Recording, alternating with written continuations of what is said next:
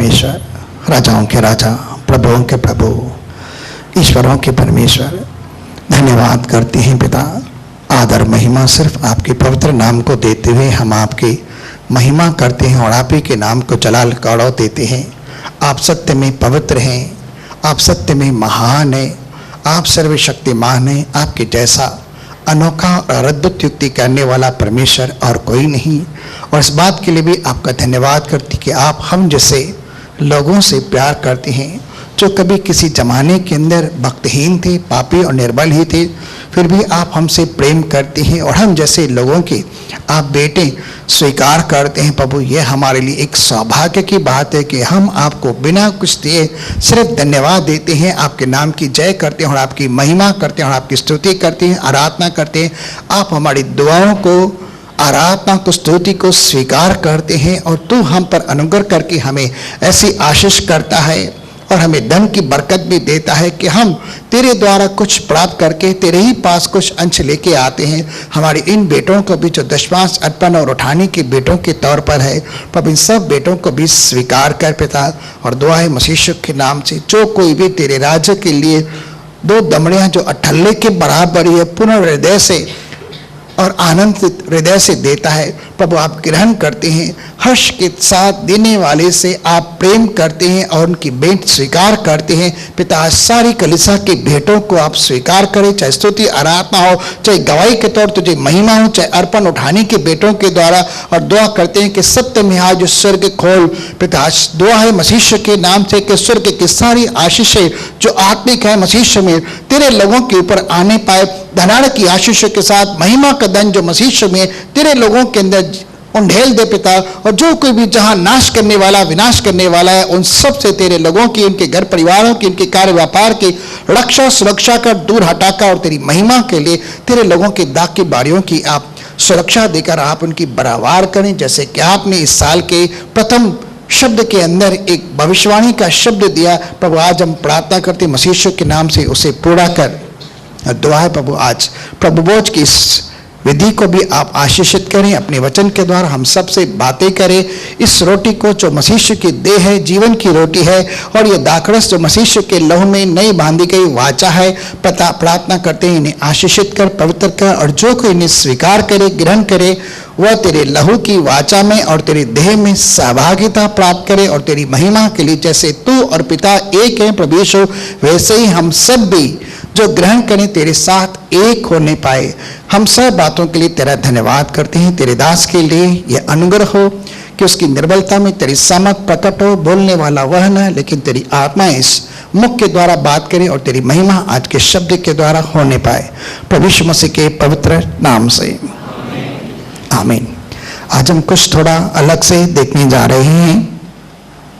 चलिए हम आ रहे हैं डायरेक्ट वर्ड के अंदर। लूका की पुस्तक 4 अध्याय 31 से लेकर 37 तक हम पढ़ते हैं। लूका 4 31 से 37। फिर वह गलील के कफरनहूम नगर में गया, और सबत के दिन लोगों को उपदेश दे रहा था। वे उसके उपदेश से चकित हो गए, क्योंकि उसका वचन अधिकार सहित था। सब लोग बोलेंगे उसका वचन अधिकार सहित था। तो वो कैसे प्रचार करता था? अधिकार के साथ वह वचन प्रचार करता था। ठीक है, सब लोगों का ध्यान है? सब लोग यहाँ पर हैं कि कहीं और कलीसिया में ही है ना? ठीक है, सब लोग ध्यान से ही सुनेंगे, क्योंकि आज के शब्द के द्वारा परमेश्वर आप सबको आशीष करने जा रहा है, छूने जा रहा है, आपके जीवन में सामर्थ के काम करने जा रहा है। और आज का शब्द आपके जीवन के अंदर देह का रूप धारण करने जा रहा है। आमीन। हाँ, फिर से पढ़ते हैं।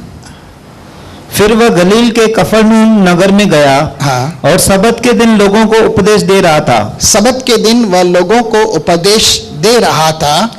वे उसके उपदेश से चकित हो गए। लोग जो आराधनालय के अंदर थे, काफी सारे सदुकी थे, फरीसी थे, शास्त्री से ज्ञानी थे, और बहुत सारे ऐसे भी लोग थे जो वचन की शिक्षा प्राप्त करने के लिए, मूसा की व्यवस्था का पाठ पढ़ने के लिए और परमेश्वर के लिए सबत की विधि को निर्धारित करने के लिए वहां पर आकर जमा होते थे।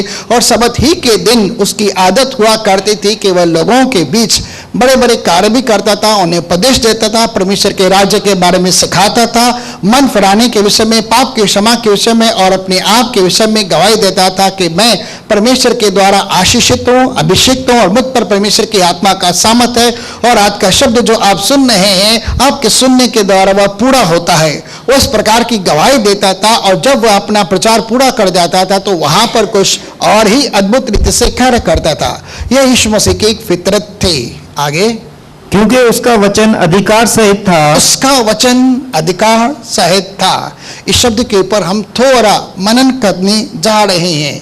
आपका और मेरा वचन जब कभी आप बात करते हैं प्रार्थना में या किसी और जगह पर, आपके वचन के ऊपर अधिकार होता है कि नहीं? उसका वचन अधिकार सहित था, यानी he was authorised over the word of God. हालांकि वह खुद वचन था और वचन इस संसार के अंदर देहधारी हुआ, जिसकी महिमा हमने ऐसे देखी परमेश्वर के इकलौते पुत्र के विषय में।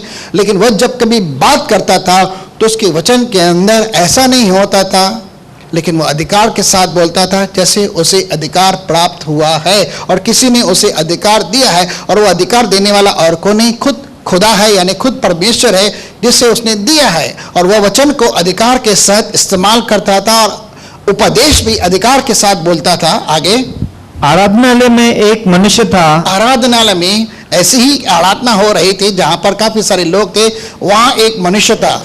हालांकि बहुत सारे मनुष्य थे वहां पर, लेकिन एक खास मनुष्य की ओर यहां पर ध्यान जा रहा है जिसमें अशुद्ध आत्मा थी। सब लोग बोलेंगे उसमें क्या था?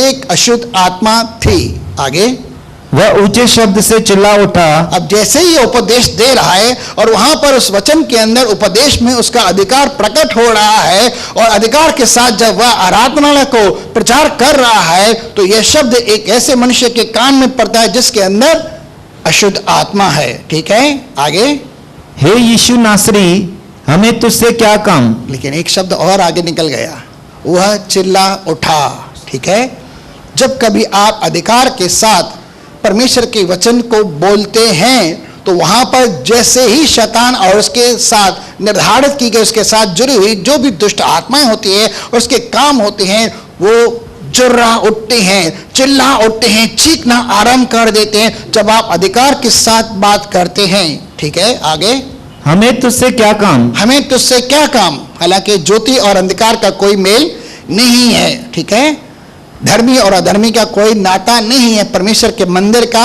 मूर्तियों के साथ कोई रास्ता नहीं है। आगे, क्या तू हमें नाश करने आया है? दुष्ट आत्मा ग्रस्त इंसान, दुष्ट आत्मा ग्रस्त इंसान, वहां से दुष्ट आत्मा बोल रही है, हमारा तेरे साथ क्या नाता? आगे, मैं तुझे जानता हूं, तू कौन है? अब दुष्ट आत्मा उस मनुष्य के अंदर बोल रही है कि मैं तुझे जानता हूं कि तू कौन है। ठीक है, क्या आप अपनी आइडेंटिटी जानते हैं कि आपकी आइडेंटिटी क्या है? आपकी आइडेंटिटी क्या है? आपकी पहचान क्या है? आपका आधार कार्ड क्या है? मैं मसीह में बोल रहा हूँ, हिंदुस्तान देश के आधार कार्ड की बात नहीं कर रहा हूँ, हालांकि बहुत वैलिडिटी है उसकी, लेकिन मैं मसीह में पूछ रहा हूँ आपकी आइडेंटिटी क्या है? एक एक करके बोलिए ना। हाँ, हम परमेश्वर के बेटे बेटियां हैं। ठीक है, और भाई? मैं परमेश्वर की धार्मिकता हूं। और कोई?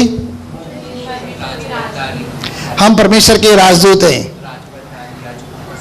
याजकों का समाज और राज पदधारी लोग हैं। वेरी गुड, यीशु के लहू में हम धोए हैं, यानी शुद्ध हुए हैं। आगे, हम चुने हुए हैं। वेरी गुड, आप अपनी आइडेंटिटी बताते हैं। गए समय हमने कुछ सीखा था, अब जो मसीह में वह नई सृष्टि है, पुरानी बातें मिट गई और देखो सब कुछ नया होगा। आप सबसे पहले तो परमेश्वर की संतान हैं और आपने जब यीशु मसीह को ग्रहण किया कि वह परमेश्वर का पुत्र और उसके नाम पर विश्वास किया तो खुद परमेश्वर ने ही आपको अपनी संतान होने का अधिकार दिया है। यह आइडेंटिटी आपकी है। पहली बात तो आप परमेश्वर के बेटे और बेटियां हैं, नई सृष्टि हैं। आपके जीवन में पुराना जो कुछ भी था वह सब मिट चुका है, क्योंकि परमेश्वर आपके बीते हुए कल को नहीं देखता। जो बीत गया सो बीत गया, जो आज है सो आज है। परमेश्वर आज आपको जैसे देख रहा है अपने पुत्र और पुत्री के तौर पर, वो आपका कल नहीं देखता। तो इसलिए आप भी अपने आप को कल के अंदर मत देखिए कि कल मैं क्या था, मेरे जीवन के अंदर क्या बातें थी, आदतें थी, कमजोरियां थी, ये था वो था। आप उनको भूल जाइए, उन्हें छोड़ दीजिए, उन सब बातों से मन फिराइए और मसीह में अपने आप को नए सिरे से जानना आरंभ कीजिए कि आप कौन हैं। यहां पर दुष्ट आत्मा प्रभु यीशु मसीह के विषय में कह रही है कि मैं जानता हूं कि तू कौन है। दुष्ट आत्माओं को भी पता रहता है कि आप कौन हैं, यीशु मसीह कौन है।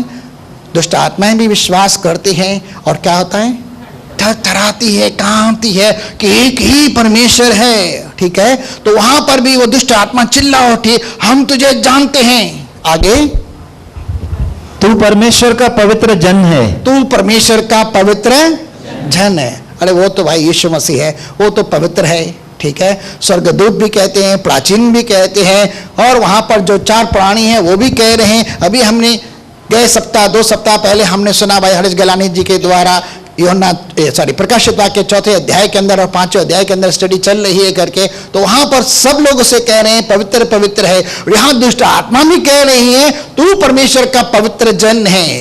अब यहां पर एक क्वेश्चन मार्क ले आता हूं, क्या दुष्ट आत्मा आपके लिए बोल सकती है? कितने लोग बोलते हैं हाँ?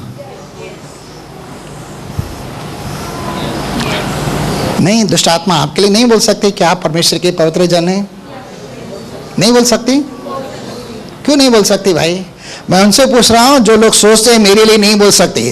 अब वो इसलिए बोल रहे हैं क्योंकि वो सिन कॉन्शियसनेस के अंदर चल रहे हैं, गिल्ट कंडेमनेशन और शेम की आत्मा के अंदर चल रहे हैं। उनका विवेक उन्हें दोषी ठहरा रहा है कि आप पाप है, और वे अपने आप को पाप के अंदर देखते हैं, वर्तमान पाप को देख रहे हैं। जबकि यीशु मसीह के अंदर विश्वास करने के द्वारा आप नई सृष्टि, अभी आपको पता चला, और यीशु मसीह के लहू में आप धुलकर धर्मी और पवित्र ठहरे हैं, तो आप अपने पाप को क्यों देखते हैं?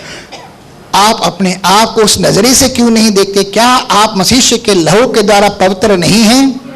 क्या यीशु मसीह के लहू ने आपको धोकर शुद्ध और पवित्र नहीं किया? कितने सारे वचन मैं आपके सामने रख सकता हूं कि जिसके द्वारा प्रमाणित हो सकता है कि आप मसीह में पवित्र हैं। अपने आप को देखेंगे शारीरिक रीति से, आप डूबना आरंभ करेंगे पतरस के समान, लेकिन आपका ध्यान मसीह और उसके वचन पर लगा रहेगा। आप कभी गिरने वाले, डूबने वाले नहीं हैं।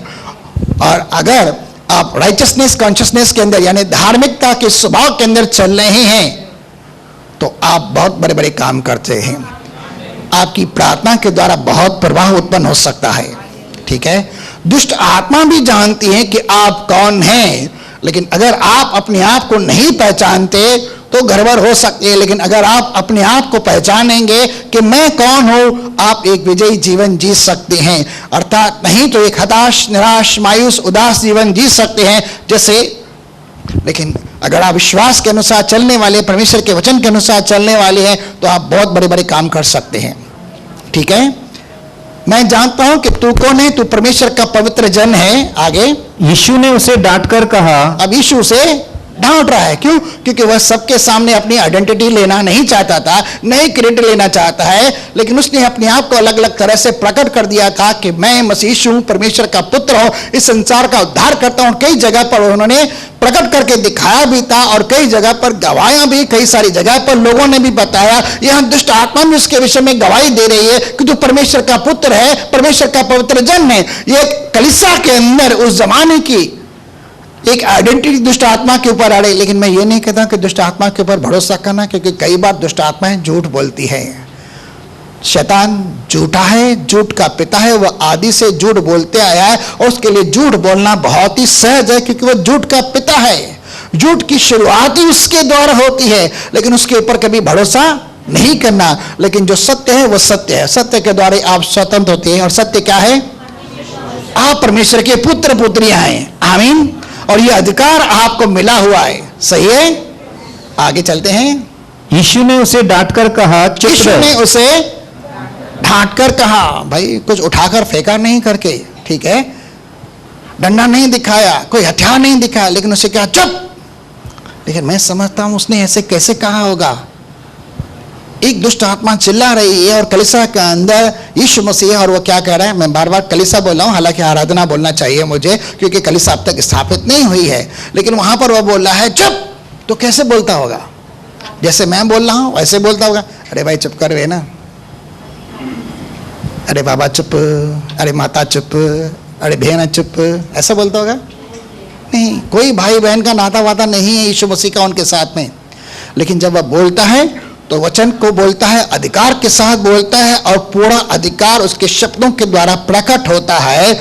और आप बोलेंगे तो यीशु मसीह है, सही ना, उसे बोलने का अधिकार है। लेकिन थोड़ी देर के बाद मैं आपके अधिकार को भी जता देता हूं कि आपके पास वो अधिकार है या नहीं है। आगे, चुप रहे और उसमें से निकल जा। और क्या कह रहा है? चुप और उसमें से निकल जा। वो ये नहीं कहता चुप, बाद में मैं तेरे साथ बात करता हूं, ठीक है? नहीं, वो ऑन द स्पॉट कहता है, तेरा कलीसिया के अंदर, तेरा आराधना के अंदर, एक विश्वासी के जीवन के अंदर परमेश्वर के साथ जो वाचा के अंदर संबंधित है, उनके ऊपर तेरा कोई सरोकार नहीं है। इस कलीसिया से, इस आराधना से बाहर निकल, क्योंकि ये पवित्र लोगों की सभा, ये धर्मी लोगों की सभा है और यहाँ परमेश्वर का ही निवास है, यहाँ परमेश्वर ही बात करता है, इसलिए तू यहाँ से निकल। और उसके ऊपर, उसके पास, उसके हाथ अधिकार है। और क्या हो रहा है? तब दुष्ट आत्मा उसे बीच में पटक कर बिना हानि पहुंचाए उसमें से निकल गई। बिना नुकसान पहुंचाए उस बंदे को पटक दिया, यानी गिरा दिया, और वह बंदा गिर गया और उसके अंदर से निकल गई। लेकिन कैसे बोला उसने? क्या किया? सब लोग बोलेंगे अधिकार के साथ वचन बोला। आप कैसे बोलते हैं? जब आप कमजोर पड़ते हैं, जब आप बीमार पड़ते हैं, जब आपके जीवन में संकट आता है, जब आपके सामने कोई ऐसी मुसीबत आ जाती है, जब आपके जीवन के अंदर तूफान आता है, आंधी आती है, बाढ़ आती है, या कोई परेशानी आ जाती है, तो आप कैसे बोलते हैं? आप प्रार्थना करते हैं, बहुत अच्छी बात है, बहुत अच्छी बात है। आप आराधना करते हैं, वो भी बहुत अच्छी बात है। लेकिन अगर संकट को भगाना है तो आप कैसे बोलते हैं? कैसे बोलते हैं? हम तो बोलते ही नहीं, हमें तो बोलना आता ही नहीं है। सही है ना? बोलते हैं? बहन के लिए ताली बजाएंगे। उसने अधिकार के साथ परमेश्वर के शब्द को बोला, चुप और उसमें से निकल जा, और ऑन द स्पॉट वह दुष्ट आत्मा से पटक कर निकल जाती है और वह बंदा उसी समय छुटकारे को पा देता है। उसी तरह से यीशु मसीह अगर ऐसा कर सकता है कि विश्वास के साथ, अधिकार के साथ वह अपना अधिकार वचन के अंदर अपने शब्दों और अपने हाव भाव के द्वारा प्रकट करता है, तो कोई उसके सामने खड़ा नहीं रहता, चाहे दुष्ट आत्मा ही क्यों न हो। सिर्फ दुष्ट आत्मा, उसके सामने तो बीमारी भी आती है, उसके सामने तो कमजोरी भी आ जाती है, उसके सामने कोई और भी बुराई आ जाती है, उसे डांट कर कह देता है और वो निकल जाता है। जब यीशु मसीह पतरस के साथ उसके सास के घर के अंदर आया, तो बाइबल में लिखा है वो बड़े जोर से पीड़ित थी और यीशु मसीह ने उसका हाथ थामा। और कैसे थामा भाई? कलाई देंगे ऐसे, कैसे थामा और क्या कहा? बुखार भाई शरीर ने मेहरबानी करे मुझे मंजन मैं प्रार्थना दूंगा यीशु मसीह नाले से टिकती वरना। कैसे कहा था भाई? उसने कहा जोर को डांटा। डांटा कैसे जाता है? अभी मैं बोल रहा हूं, लेकिन हाँ ठीक है, बड़ा मत मानना। आज वो कौन भाई? शिवनानी भाई नहीं तो आज उसको पकड़ लेते। लेकिन वो डांट रहे हैं। किसको डांट रहे हैं? भाई को डांट रहे रहा हूं, अर्पित को नहीं डांट रहा हूं, लेकिन किसको डांट रहा हूं? बुखार को। हट निकाल। बुखार को डांट रहा है ऐसे, हट निकालो। और बुखार क्या कह रहा है? बुखार निकल गया। उसी समय टाइफाइड उसे छोड़कर चला गया और वह बंदी यानी पतरस की सांस क्या करने लगी? ठीक हो गई और सेवा करने लगी। यीशु मसीह को बुखार के ऊपर भी अधिकार है और बुखार को भी ऐसा ही बोलता है डांट के। जब यीशु मसीह नाव के अंदर था, नाव डगमगा रही थी, लहरें आ रही थी, बड़ी बड़ी तूफानी हवाएं चल रही थी, सब मशुआरे भी थे उसके अंदर, सब लोग घबरा रहे थे। हे प्रभु, हम नाश हुए कि हमारी चिंता नहीं तुझे, हम नाश हुए जा रहे हैं।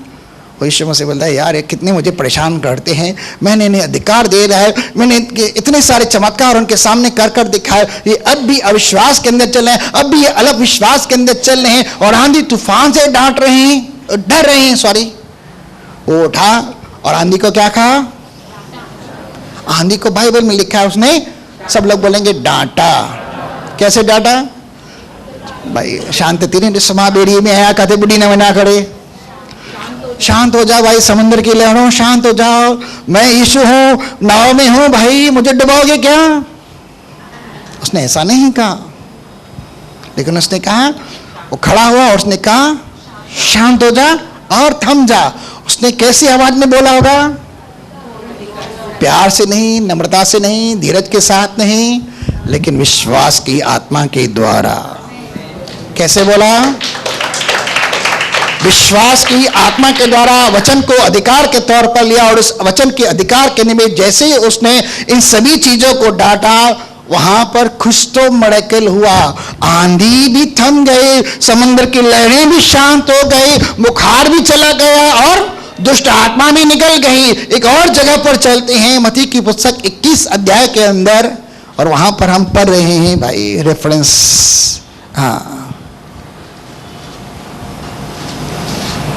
17, मत्ती की पुस्तक 21 अध्याय उसका 17 से पढ़ते हैं। तब वह उन्हें छोड़कर, तब वह उन्हें छोड़कर, यहाँ यीशु मसीह के बारे में लिखा है, वह पब्लिक को छोड़कर नगर के बाहर हाँ। बेतनिया को गया। कहाँ गया? सब लोगों ने बेतनिया, हाँ आगे। और वहां रात बिताई। भोर को जब वह नगर को लौट रहा था, भोर को यानी सुबह सुबह, अभी सूरज भी नहीं निकला है, वह निकला तो उसे भूख लगी। सब लोग बोलेंगे भूख लगी, सब लोग बोलेंगे भूख लगी। क्या भूखे होते हैं? वचन के, भाई वचन की बात कह रहा हूं, वचन के भूखे होते हैं। जो कोई भूखा है, बाइबल में लिखा है तृप्त किया जाएगा, जो कोई प्यासा है उसे सेटिस्फाई किया जाएगा, ठीक है ना? धर्म के लिए, वचन के लिए, परमेश्वर के लिए उसकी खोज जो करता है वो तृप्त किया जाएगा, ठीक है? आगे।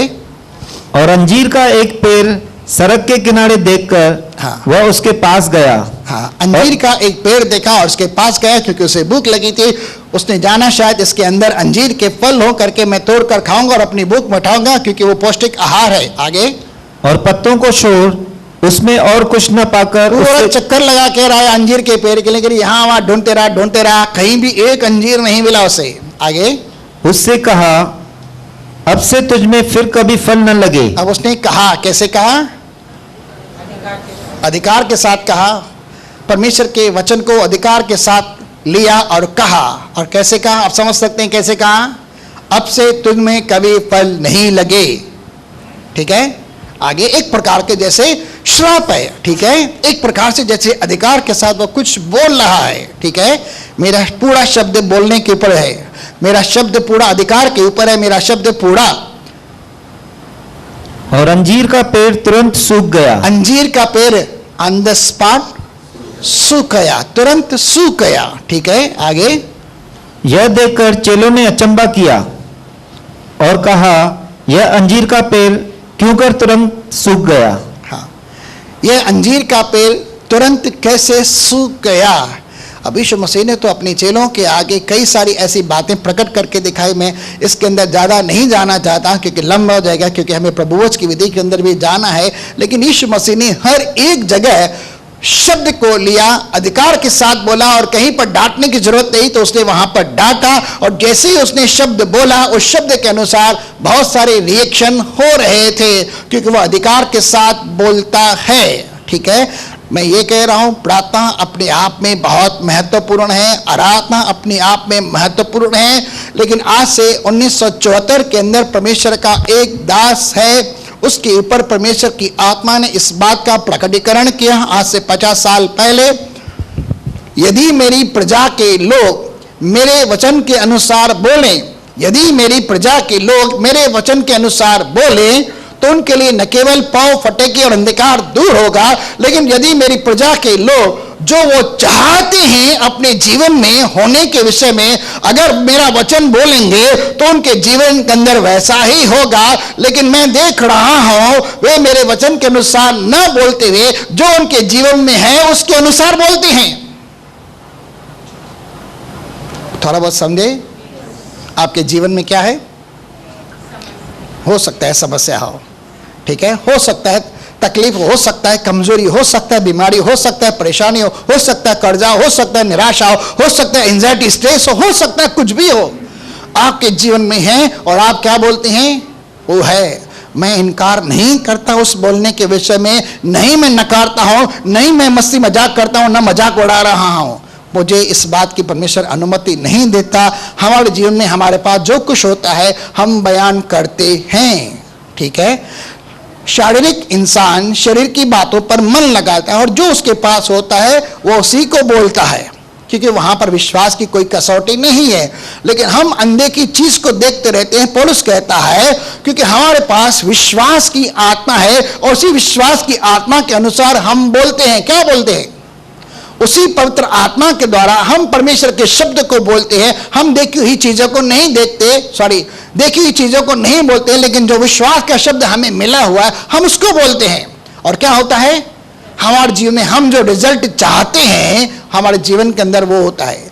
परमेश्वर ने, हमने कई बार सुना है और उसके अनुसार जो कुछ परमेश्वर कहता है वो होता है। उसका शब्द व्यर्थ तौर कर वापस नहीं आता। यशायाह की पुस्तक 55 अध्याय के 10-11 के अंदर अगर आप पढ़ेंगे तो वहां पर लिखा गया जिस उद्देश्य के लिए परमेश्वर शब्द को भेजता है वह शब्द अपने उद्देश्य को पूरा करके लौटता है, व्यर्थ नहीं आता, लेकिन अपने उद्देश्य को पूरा करता है। उसी तरह से वो तो परमेश्वर है। अब ये यीशु मसीह है, ठीक है ना, लेकिन यीशु मसीह ने आपको अधिकार दिया हुआ है क्योंकि आप परमेश्वर के पुत्र हैं, ठीक है। अब मैं आपके बारे में आपको कुछ सिखाने की कोशिश कर रहा हूं। अक्सर जब कभी हमारे जीवन के अंदर कुछ प्रॉब्लम होता है तो हम क्या करते हैं? सबसे पहले तो हम बाहरी तौर पर देखने की कोशिश करते हैं, यहां से वहां से हेल्प मिल जाए। अच्छी बात है, हेल्प ढूंढने की, हो सकता है समाधान मिल जाए। लेकिन जब बात में आखिरी में याद आता है कि प्रार्थना करके देखे तो हम थोड़ा ट्राई करके देखते हैं प्रार्थना के द्वारा, ठीक है ना। प्रार्थना के द्वारा भी बहुत कुछ होता है, मैं ये नहीं कहता नहीं होता है। कभी कभी आराधना में कर देते हैं, ठीक है, लेकिन उस समय हमारे दिल में, हमारे मन में, हमारे हृदय के अंदर वो बात नहीं आती कि परमेश्वर ने इस चीज के ऊपर जो मेरे जीवन में मुझे परेशान कर रही है, मुझे उसके ऊपर अधिकार मिला हुआ है।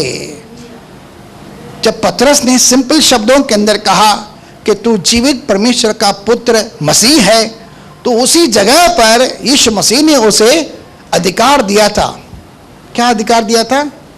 कि मैं तुझसे कहता हूं कि तू पतरस है और मैं तेरे इसी पत्थर के ऊपर कलीसिया बनाऊंगा, अधलोक और मौत के फाटक उस पर प्रबल न होंगे और मैं तुझे स्वर्ग राज्य की कुंजियां दूंगा। बाद में लिखा है जो तू धरती पर बांधेगा वो स्वर्ग से बंधेगा, जो तू धरती पर खोलेगा वो स्वर्ग से खोलेगा। इसका मतलब है मैं तुझे स्वर्ग राज की कुंजियां दे देता हूं। अब आप किसके पास भाई स्वर्ग की कुंजियां हैं? वो तो पतरस था ना, उसके पास है, आपके पास नहीं है। किसके पास है भाई? किसके पास? काफी जो जिनके पास नहीं है वो हाथ उठाएंगे। अभी पता ही नहीं चलता कौन हाथ उठा रहा करने था। किसके पास स्वर्ग की कुंजियां नहीं है? सबके पास है। तो तिजोरी खोले, माल लूट ले, लूट सको जितना लूटना चाहते हो। परमेश्वर की तिजोरी खुली पड़ी, कोई मना नहीं करने वाला है। ये क्यों लूट रहे हो? जो मेरा है वह सब तुम्हारा है। परमेश्वर उद्धार हृदय परमेश्वर है, वो कभी कंजूसी नहीं करता, वह उदारता के साथ देता है, बिना विलंब के देता है। वो कहता है जो मेरा है वह सब तेरा, ले जितना ले सकता है। हम बटोरते थक जाएंगे लेकिन वो देना बंद नहीं करेगा। हमारा दिल कंजूस होता है देने के विषय में भी और लेने के विषय में भी, क्योंकि हम अपनी सीमाओं, अपनी कल्पनाओं, अपने विचारों के साथ परमेश्वर को भी लिमिट लगा देते हैं। लेकिन परमेश्वर अनलिमिटेड है, इमेजरेबल है, लिमिटलेस है। अगर हम उससे थोड़ा बहुत जानेंगे ना तो अपने दिल को भी इतना बड़ा विशाल बना देंगे, उतना उदार बना देंगे, ठीक है। तो हमें ऐसा होना भी चाहिए क्योंकि परमेश्वर ने हमें अपनी नकल करने के विषय में कहा है। इसलिए परमेश्वर के प्रिय बालकों के समान परमेश्वर के सदृश बनो। इफिसियों 5:1 के अंदर लिखा है वो परमेश्वर है, वो यीशु मसीह था, वो पतरस है, लेकिन आप पतरस से कम नहीं हैं, आप एलिया से कम नहीं हैं। मैं ये बोल रहा हूं आप पौलुस से कम नहीं हैं।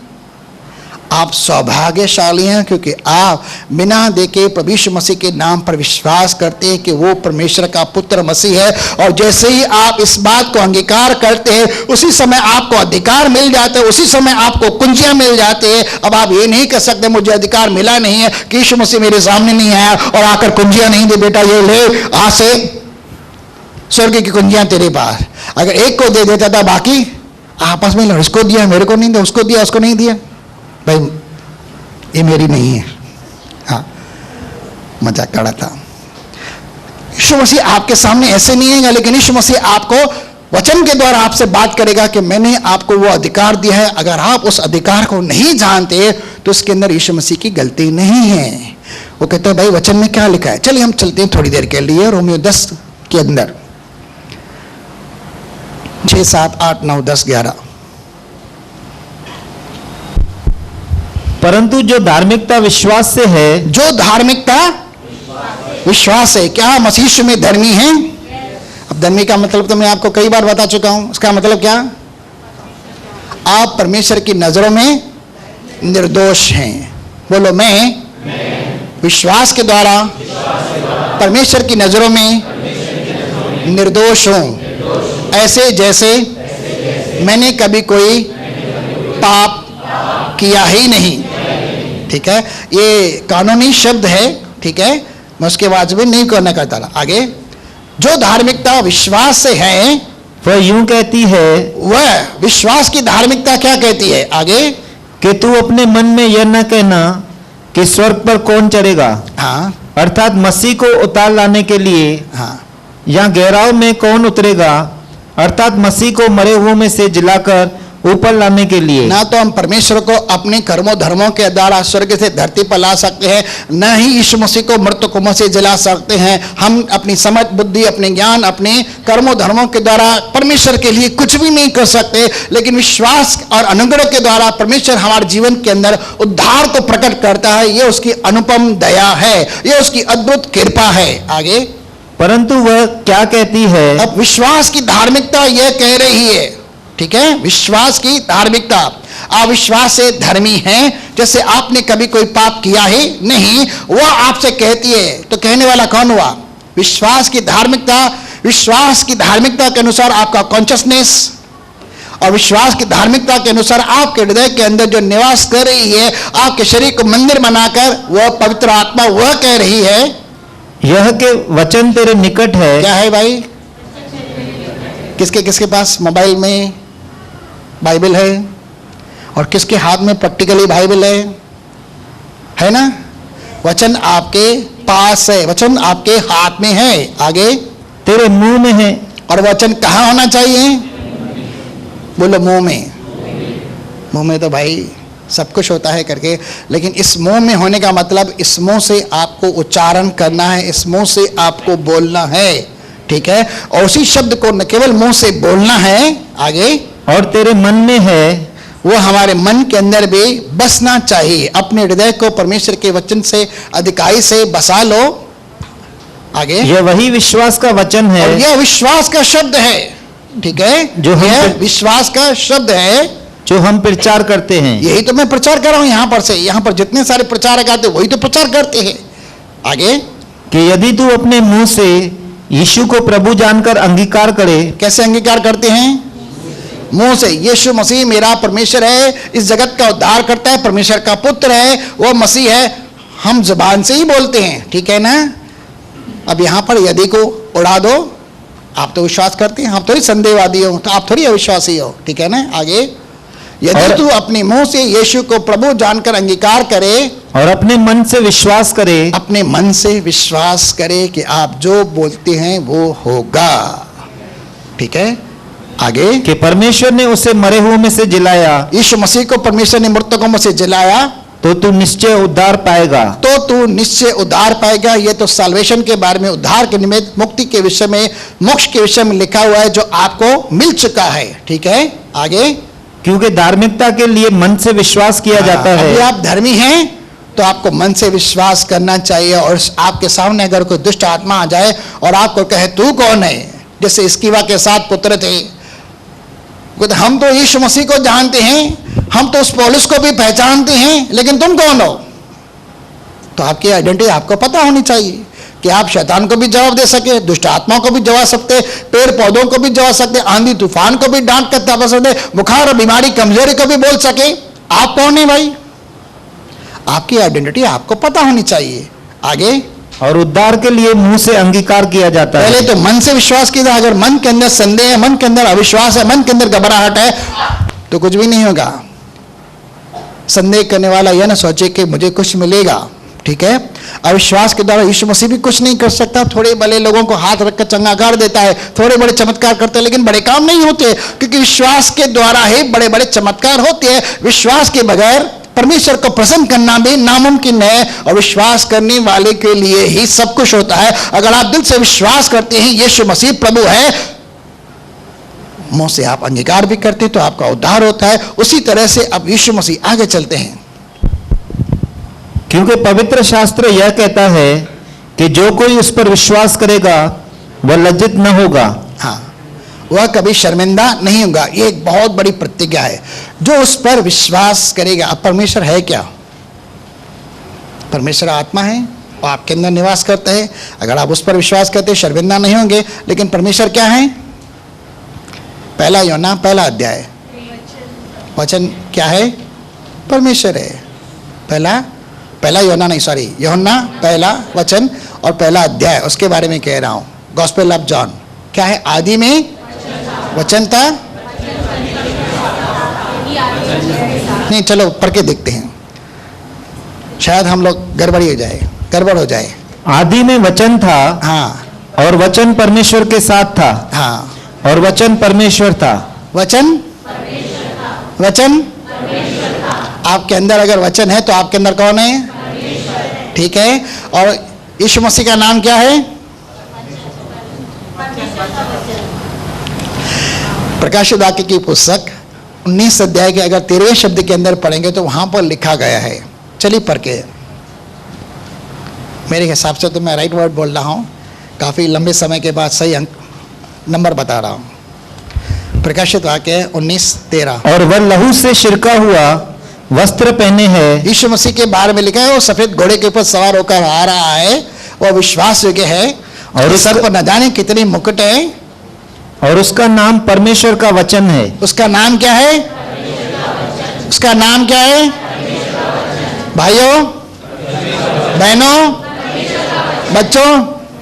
बच्चे नहीं सुनेंगे बेचारे, हम सब परमेश्वर के बच्चे। उसका नाम क्या है? अगर आप उसका नाम लेते हैं तो क्या कैसे लेते हैं? मैं ये नहीं कहता 108 की माला लो, बोलो यीशु मसीह यीशु मसीह यीशु मसीह यीशु मसीह, इससे कुछ भी नहीं होगा, कुछ भी नहीं होगा। भले यीशु मसीह का नाम दृढ़ कोट है मैं, अगर आप ऐसे बोलेंगे कुछ भी नहीं होगा। उल्टा आप भ्रम में पड़ जाएंगे, अंधविश्वास के अंदर पड़ जाएंगे, धोखे में पड़ जाएंगे, ऐसे कुछ भी नहीं होगा। लेकिन यीशु मसीह का अगर नाम लेना है तो विश्वास के साथ लेना है, तभी गोलियत गिरेगा, नहीं तो नहीं गिरेगा। मैं यह सेनाओं के यहोवा के नाम से तेरे विरुद्ध में आता हूं, गोलियत टक करके पत्थर मारता हुआ गिर जाता है। विश्वास और भरोसे के साथ आ रहे हैं, यहाँ के साथ आ रहे हैं तो गिरेगा। यीशु मसीह भी अधिकार के साथ परमेश्वर के शब्द लेता है, उसके सामने परिस्थितियां बदल जाती है, जो वह रिजल्ट चाहता है वैसा हो जाता है। वो अधिकार आपको दिया है। किसके पास बाइबल नहीं है, किसके पास वचन नहीं है, किसके पास परमेश्वर ने पक्षपात किया है? कोई कह सकता है? किससे कम ज्यादा प्यार करता है, किससे ज्यादा लेखता है, किससे ज्यादा भाव देता है क्या कोई यहां पर? सबके साथ समान नीति से व्यवहार करता है, वो किसी के साथ पक्षपात नहीं करता। लेकिन हम समझते हैं ये हमारी सोच है भाई, सबको उसने एक ही वचन दिया, सबके लिए एक ही खून बहाया, सबके लिए एक ही प्रायश्चित के तौर पर अपना पुत्र बलिदान किया है, और सबके साथ एक समान प्यार करता है। वह किस अपने पास आने वालों के साथ कभी कोई गड़बड़ी नहीं करता, सबके साथ समान रीति से प्यार करता है। अब किसको क्या दिया है नहीं दिया है ये तो आपके इस्तेमाल के ऊपर है, आपके विश्वास पर है, आपके अंगीकार के ऊपर है। आपके पास जो है नकारात्मक चीज, अगर आप उसको बोलेंगे तो आप अपने जीवन में उसे अनुमति देते हैं होने के, रहने के लिए, बनाए रखने के लिए। अगर आपके पास जो कुछ भी परेशानी है, चिंता है, कमजोरी है, बीमारी है, और आप उसको बोलते रहते हैं मुझे ये है, मुझे वो है, मुझे ये है, मुझे वो है, आप उस चीज को, उस प्रॉब्लम को, उस संकट को, उस मुसीबत को, उस कमजोरी को, बीमारी को अपने जीवन में बने रहने के लिए अनुमति देते हैं कि मेरे पास है। यदि आप परमेश्वर के शब्द को बोलते हैं यीशु मसीह के नाम से मेरे जीवन से चले जाएगी। यीशु मसीह ने दुष्ट आत्मा को चुप निकल जाओ, निकल गई। अब से तुझमें कोई पल न लगे, थम जा, शांत हो जा, थम गई। ये क्या हो रहा था भाई? वो अधिकार के साथ शब्द बोलता है। वो अधिकार आपको दिया, वो कुंजी आपको दी है। अगर आप अपने जीवन में उन चीज़ों को बोलेंगे, बनी रहेंगे, लंबे समय तक बनी रहेंगे। लेकिन आप नेगेटिव माइंडसेट से बात करने की बात नहीं कह रहा हूँ, नहीं पॉजिटिव माइंडसेट के हिसाब से बात कर रहा हूँ। मैं परमेश्वर के वचन को अधिक मान्यता देता हूँ, क्योंकि परमेश्वर का वचन ही परमेश्वर है। अगर आप परमेश्वर के शब्द को बोलते हैं, आप परमेश्वर के नाम को बोलते हैं, आप उद्धार पाते हैं। माला जपने वाला नाम नहीं, लेकिन परमेश्वर का शब्द जो उसका नाम है, आप शब्द बोलते हैं तो ही आपके जीवन के अंदर पाँव फटती है, अंधेरा मिटता है और उजाला हो जाता है, अन्यथा नहीं है। आप बोलेंगे सर दर्द है तो बना रहेगा, जाएगा ही नहीं, कितनी भी गोली ले लो।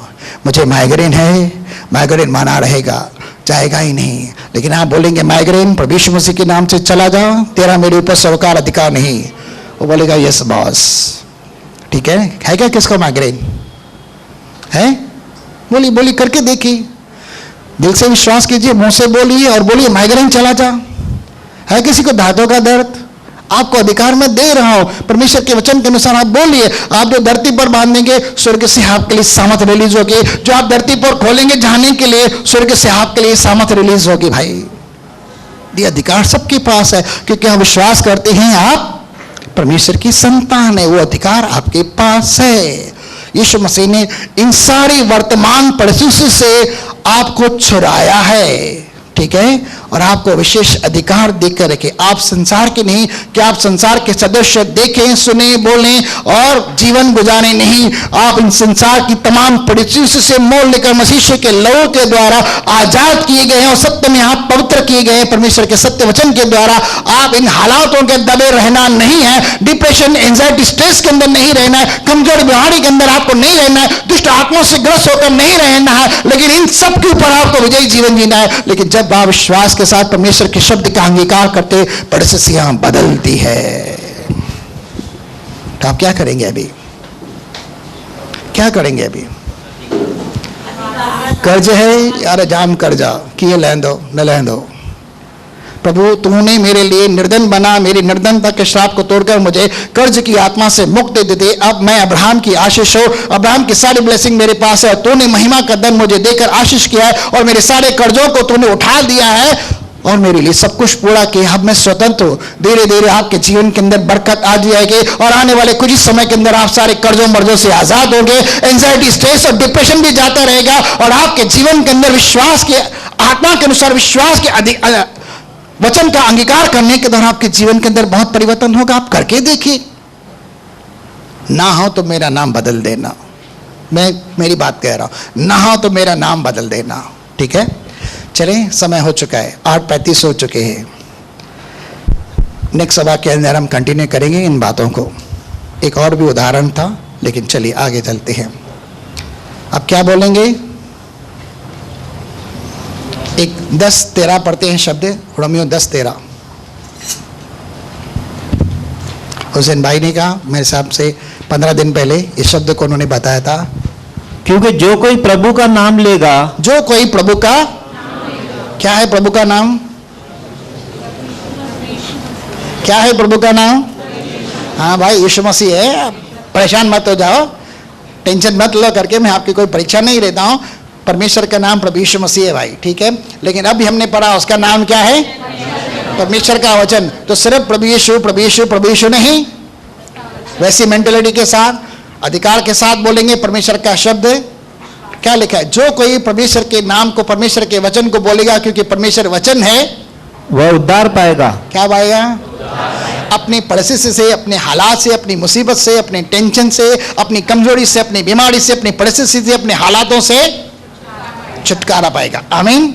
मैं हस्तगत करता हूं। चलिए आगे चलते हैं। 1 कुरिन्थियों 11 अध्याय